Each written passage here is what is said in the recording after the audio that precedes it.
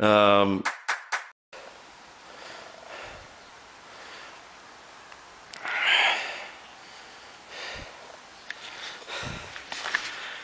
not the river's path actually. That's all flood. That's the River Towie. It's like maybe half a mile over there. Well, not half a mile, but it's quite a way. And it's like completely emptied itself all over the countryside.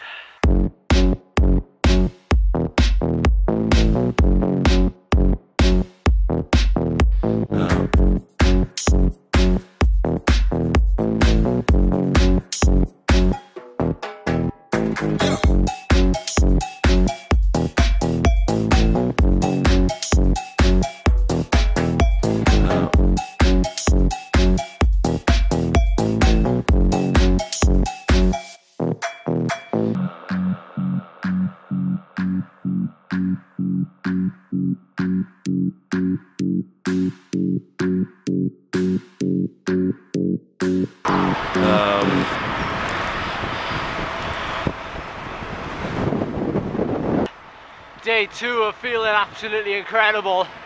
Yeah, I feel really good today. I've just done an hour and a half of zone 3 with like an hour and a half,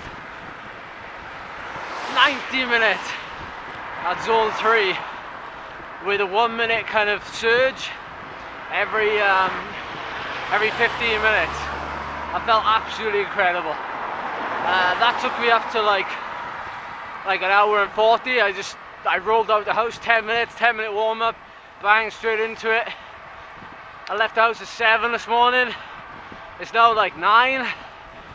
We're coming back into Cross Hands. The loop we did, as you saw, the Towie Valley was absolutely flooded.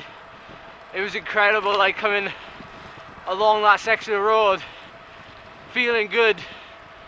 And now I'm just able to kind of chill coming back home. It's like half an hour back now, and the job's done.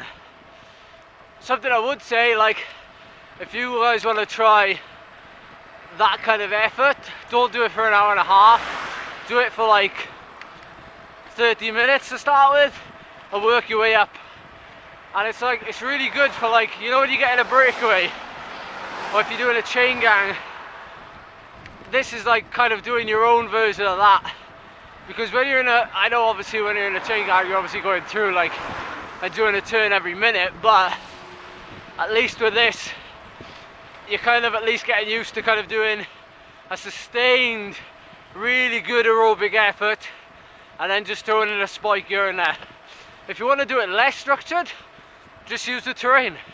Choose a lumpy route and just go over effort on those uphill sections and make it work for you like that. It's a really good way of doing it. Just talking to Arwell back there. He's a really good cyclocross racer, like based locally. He's done really well in the Welsh Cyclocross League the last few years. He's been really competitive, and you know, I remember back in when I joined Binia, you know, he was doing a lot of road racing and kind of racing alongside him for a number of years. And he was talking about extending this season, and how, like, with cross, with the Welsh Cross League, the racing is now finished. So he's thinking of going to Shrewsbury and do the national cyclocross round there, which is really muddy apparently, and then heading down to the national championships, I think in January. So best of luck to him. I know you know, it's really good to kind of take over as much as possible, and if it's something you really enjoy, you know, it goes for anything you do in cycling. It's great to enjoy it, and especially when you're in good fitness, you never kind of want to leave that go.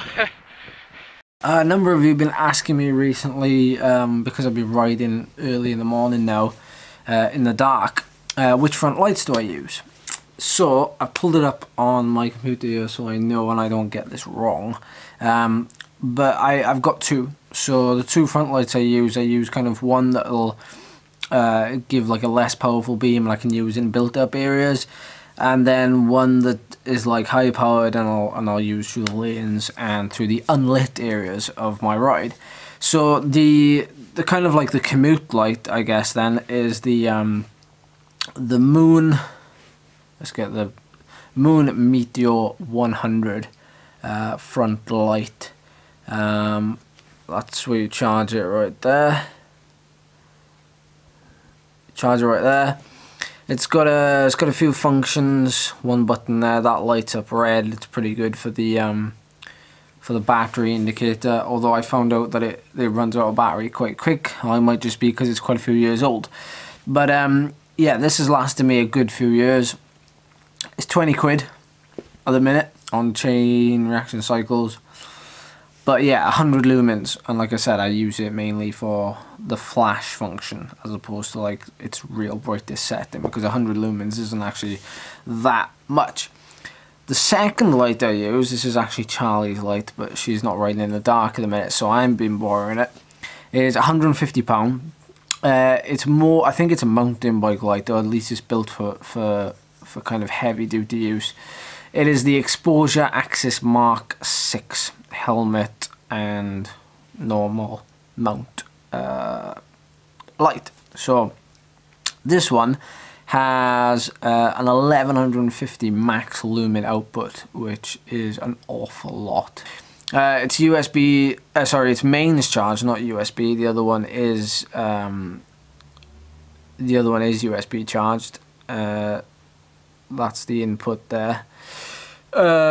That thing is pretty good at covering it, to be honest. No water gets in there, and the on and off button is right next to it, that little kind of transparent one. And it weighs 100 grams, so it's pretty light as well. 3 hours full recharge time. And this is what I've been using for the last, like, at least the last few weeks, but I've definitely been using this one for like the last few years, and it's served me really well.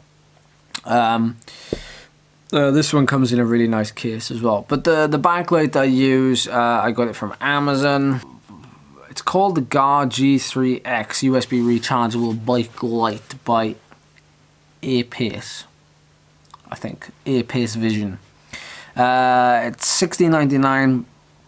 It's had like 650 5-star reviews, and it's also USB chargeable. That's what I've used as well for the last like month. I bought it like in the summer, knowing that the winter was coming. I knew I'd be riding in the dark, and I wanted something that would be able to fit on like an aero frame, because I know that that's the way bikes are going. Aero seat post, aero frames. You need something like that. So also something that would go on a TT bike. And this is what I come up with, and it's got a really handy kind of rubber band system to attach it, just like kind of a Garmin has. So yeah, I've had absolutely no problems with that. Quick charge time, same as those two. No complaints. So yeah, those are my bike lights. I'm not sponsored by any of them, but they do some pretty decent light.